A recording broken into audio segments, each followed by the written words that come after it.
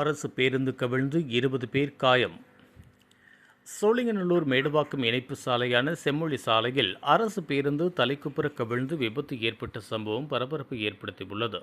சென்னை சோழிங்கநல்லூரிலிருந்து மேடவாக்கம் நோக்கி TN01 AN 5017 என்ற எண் கொண்ட அரசு பேருந்து 20க்கும் மேற்பட்ட பயணிகளுடன் சென்று கொண்டிருந்தது.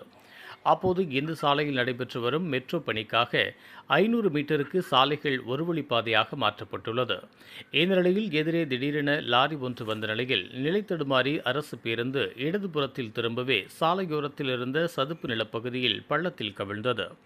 இந்த பேருந்தில் ஓட்டுநர் மற்றும் நடத்துனர் உட்பட 20க்கும் மேற்பட்டோர் பயணித்த நிலையில் இதில் லேசான காயம் ஏற்பட்ட ஒரு சிலர் மேடவாக்கம் அரசு மருத்துவமனையில் அனுமதிக்கப்பட்டுள்ளனர்.